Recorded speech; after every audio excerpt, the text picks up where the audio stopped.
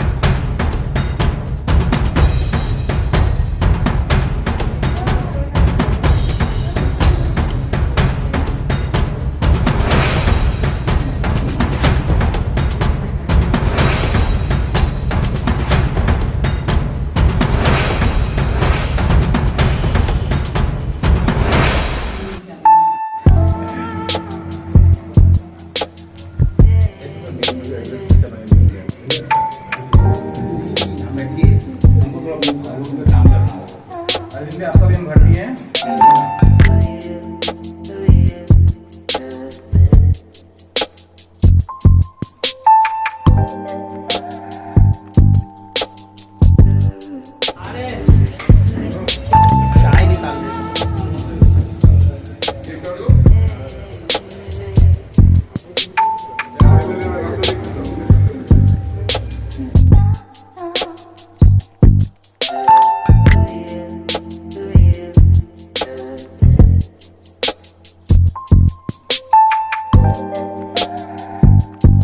बोलना चाहूंगा, मतलब तापस एक बहुत ही ज्यादा ना जस्टिस लविंग पर्सन है।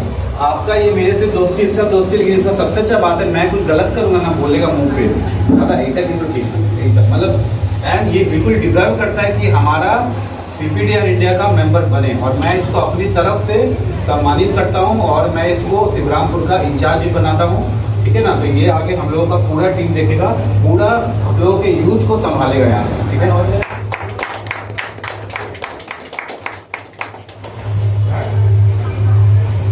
सर एक फोटो लेते हैं भाई लोग सबको। देखो बड़ा भाई को जोड़ा है, मतलब छोटा भाई सब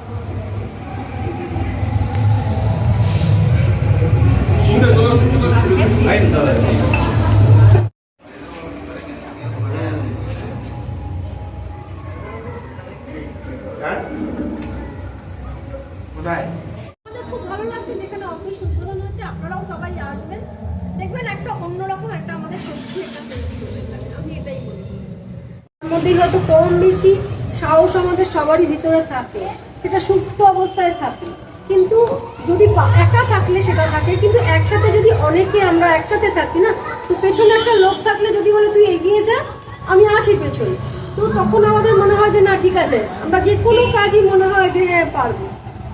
সেক্ষেত্রে আমি আমার নিজের অভিজ্ঞতা বলছি। আমার নিজস্ব ফ্যামিলিক্যাল কিছু প্রবলেম হয়েছিল, যার ফলে যেটার জন্য আমি দাদার কাছে প্রথম যাই, হিউম্যান রাইটসে আসি। এবং হিউম্যান রাইটসে আসার পরে আমার মনে হয়েছে যে আমি একজনের কাছে গেলাম, আমি তাকে চিনি না, সে আমার আত্মীয় না, তার সাথে আমার রক্তের কোনো রিলেশন নেই, কিন্তু সে আমাকে উপকার করে দিল। তো তাহলে তো আমিও লোকের উপকার করতে পারি না? আমি একজনের থেকে উপকার নিয়ে চুপচাপ বসে গেলাম, এটা কিরকম লাগছে? নিজের শরীরে ভালো লাগছে না, ঠিক অ্যাডজাস্ট করতে পারছে না। যে আত্মীয় স্বজন বলুন, কিছু মনে করবেন না, এখানে কারা সবাই জানেন যে আমাদের যে আত্মীয় স্বজন থাকে, আমাদের যখন প্রবলেম হয় সবাই কি ছুটে আসে ফোন করলে? আসে না কিন্তু আমি দেখেছি এটা বিগত মানে অনেক বছর ধরে আমি এইটার সাথে যুক্ত। তা আমি দেখেছি যে আমাদের কিন্তু হিউম্যান রাইটস, মানে এমনকি করোনার সময়ও আমরা কিন্তু একে অপরের বাড়িতে আমরা গেছি। যার যখন করোনা হয়েছে সে তখন বাড়ি থেকে বেরোতে পারছে না, আমরা গিয়ে তার ঘরে খাবার দাবার যাতে সে যেন না খেয়ে না থাকে, যেহেতু সে আমাদের সংগঠন, এবং আমরা আদার্স লোককেও করেছি, কিন্তু আমরা নিজেদের, কিন্তু আমাদের আত্মীয় স্বজন কিন্তু কেউ আসেনি। সত্যি কথা বলতে আমার বাড়িতে কিন্তু কেউ আসেনি। আমার বাড়িতে আমার মায়ের যখন করোনা হয়েছে তখন আমার বাড়িতে কেউ আসেনি, কিন্তু আমরা হিউম্যান রাইটসের লোক কিন্তু আমার বাড়িতে এসেছি। তাদের আমাদের ঠাকুরের দয়া আমাদের কিন্তু হয়নি তখন কিছু। এটাই আমি বলতে চাই যে যেমন ধরুন আমি কোর্টে গেছি, আমার ফ্যামিলিক্যাল প্রবলেমে আমি কোর্টে গেছি, কোর্টে উকিল সমানে ঘোরাচ্ছে, 2 মাস পরে পরে একবার করে আমাকে যেতে হচ্ছে, যেহেতু আমাকে মহিলা দেখেছে ভেবেছে একে ঘুরিয়ে যাই আর এর থেকে টাকা নিয়ে যাই। তো এরকম করতে করতে আমি বসে আছি সকাল 10টা থেকে বিকাল 6টা অবধি আমি বসে আছি। সে এসে একটা কাগজ আমাকে জেরক্স করিয়ে টাকা নিয়ে চলে যায়। আমার এরকম 5 মাস গেছে, 5 মাসের বেলা 6 মাসে যখন করেছে তখন আমার মনে হয়েছে যে উনি কাগজটা নিয়ে কোথায় যায়, সারাদিন কি করে, আমাকে আজকে দেখতে হবে। তো আমি ঘুরে ঘুরে দেখলাম, আমি একদম কি বলবো, মানে বলে না যে চিরুনি তল্লাশি, ওরকম ভাবে আমি ওনার সাথে দেখলাম। অল ইন্ডিয়ার অ্যাসিস্ট্যান্ট সেক্রেটারি আমাদের আশিস কিশোর, এবার দীর্ঘদিন ধরে সংগঠনের একনিষ্ঠ কর্মী এবং মানুষের পাশে মানুষের সাথে দীর্ঘদিন ধরে কাজ করছে। আপনারা আমাদের থেকে আপনারা আরও বেশি করে চেনেন, যেহেতু ওনারা আপনাদের পরিবারেরই একটা অংশ, ঠিক আছে, নেবার বলতে পারেন, আপনাদের বাড়ির পাশে বা আপনার ফ্ল্যাটের পাশেই রয়েছে, সবাইকে নিয়ে চলে। আর যেই মানুষটার হাত ধরে আমার আসা, সেই মানুষটা আমার পাশেই বসে আছে। এই মানুষটা যদি না থাকতো হয়তো এখানে আসতে পারতাম না। আবার আরেকটা মানুষ, এই মানুষটার মতো মানুষকে পেতাম না, এই মানুষটা যদি আমার সাথে আবার না থাকতো। ব্যাপারটা এই যে কানেকশনটা থাকে না, সেই কানেকশনটা একটার পর একটা জুড়ে থাকে।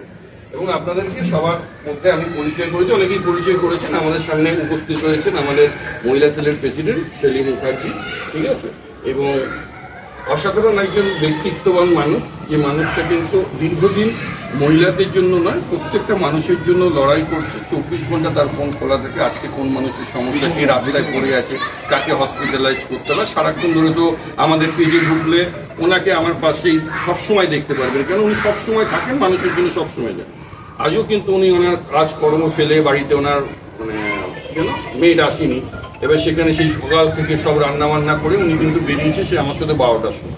আমরা আরেক জায়গায় গিয়েছি, গিয়ে আমাদের আরেকজন রয়েছে আমাদের হালিগঞ্জের থেকে এসছে প্রসেনজিৎ সাহা, উনি সাউথ 24 পরগনার সেক্রেটারি, অসাধারণ এক ব্যক্তিত্ব, একজন মানুষ। ওনার ওখানে আমাদের একটা মিটিং ছিল 10ই ডিসেম্বরকে কেন্দ্র করে। 10ই ডিসেম্বর আন্তর্জাতিক হিউম্যান রাইটস ডে, যেটা আমাদের এবারে পালন হচ্ছে মানিকতলা সুকিয়া স্ট্রিটের রাজা রামমোহন মঞ্চ, যেটা ভারতবর্ষের হেরিটেজ একটা জায়গা, যেখানে মহান মানুষের পদধূলি পড়ে গেছে। কারণ কি, ওটা রাজা রামমোহনের বাড়ি, তিনি একটা ছোট্ট মঞ্চ বানিয়েছিলেন, সেই মঞ্চে আমাদের সব থেকে এবার থেকে ওখানে একটা প্রোগ্রাম করতে পারে। সেই জন্য আমাকে অনেক আগে থেকে পুলিশ জায়গাতে ইনফরমেশন দিয়েছে, ওগুলো আপনি যদি করেন আপনারা অন্য জায়গায় দেখুন, ঠিক আছে, ধর্মতলার আশেপাশে দেখুন, কিন্তু ওই জায়গাটা এবার থেকে হবে। এবং এমনিতেও মেট্রোর কাজের জন্য ওটাকে একটু বন্ধ রেখেছে, আর ওখানে কিছু অফিসিয়ালি কারণে ওনাদের বন্ধ রেখেছে। নমস্কার, স্বাগত চক্রবর্তী বলছি। এখানে যখন গ্রিনভিল সিটিতে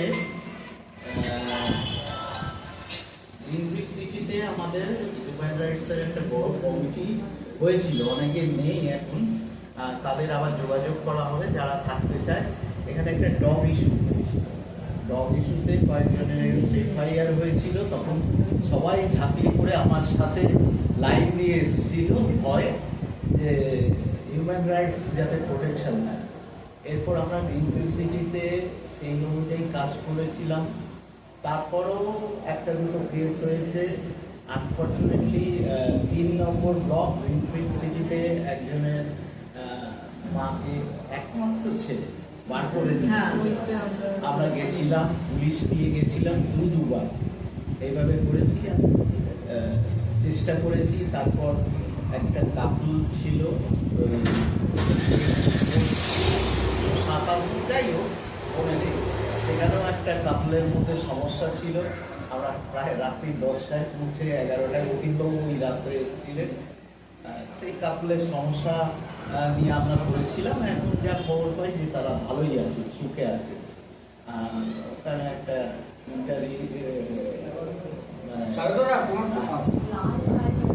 ছিল ভগ্ন। তো গ্রিনফিল্ড সিটিতে একটা জিনিস তো ঠিক, যেটা হিউম্যান রাইটস বলে না, যা প্রয়োজন হলে হিউম্যান রাইটসের সাথে থাকবে। আমাদের চ্যানেলটিকে প্রচুর পরিমাণে সাবস্ক্রাইব ও শেয়ার করুন।